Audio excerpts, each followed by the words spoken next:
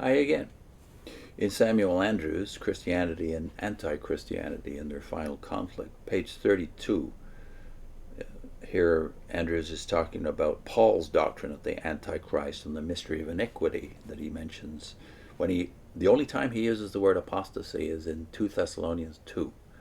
And there you have a connection made between the mystery of lawlessness already going on in his day, he says, and the final apostasy. So Andrews goes on this way. We may now ask, in what relation does the mystery of lawlessness stand to the apostasy? Are they to be distinguished or identified? There seems no good reason to doubt that they are essentially the same spirit ruling in both. The distinction is one of development, the lawlessness of the first days culminating in the apostasy of the last. What St. Paul saw in his day was but the beginning of the apostasy, manifesting itself in disobedience to Christ's rule, and discernible only by the apostles in the light of the Holy Ghost. As it progressed, there would enter into it other elements, so that at the end, the lawless one is also the man of sin, the son of perdition, the representative of all that is evil in man. That this initial lawlessness is for a time checked by some hindrance, so that the lawless one does not appear until the end, does not show that the mystery of lawlessness did not continue active after the apostles' day, but only that its activity was and continues to be partially repressed. We must therefore reject the interpretation of those who separate the mystery of iniquity from the falling away as essentially distinct in nature and separated by a long period of time, and who affirm that the apostasy is caused by the man of sin and cannot take place until he appears. This point will meet us again. The question arises here, does the apostle, in the use of the article, the apostasy, refer to some apostasy already predicted and known to the Thessalonians?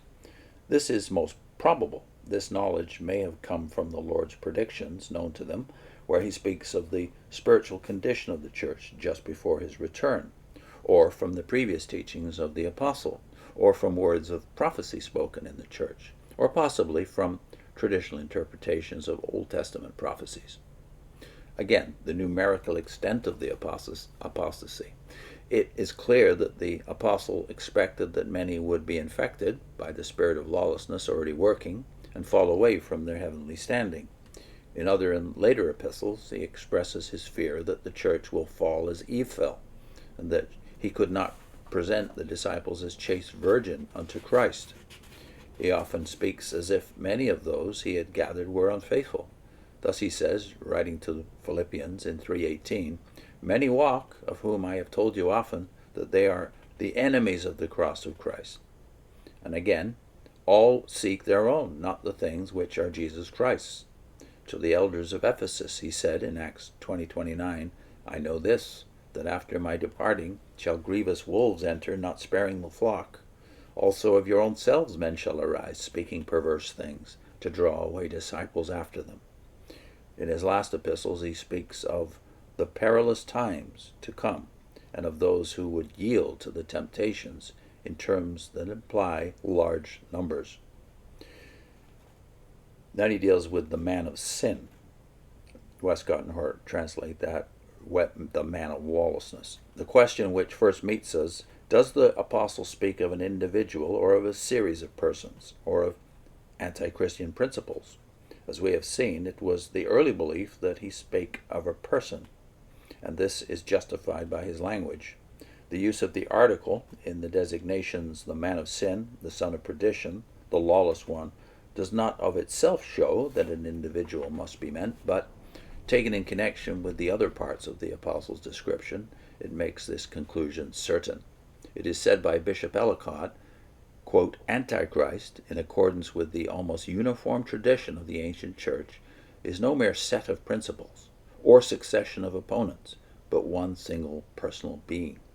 This man seats himself in the temple of God, Andrews says, showing himself that he is God. This could not be said of a polity, much less of principles, and not naturally of a series of persons, but of one person only. There is also a clear contrast drawn between Christ and this his rival. As Christ has his revelation in his day, so the man of sin is to be revealed in his own time.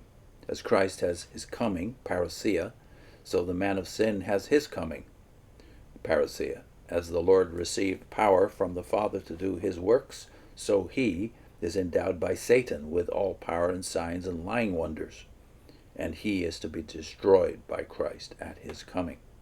All this points decisively to a person, and as we shall see, this is confirmed by all that we find in the other epistles and in the Revelation.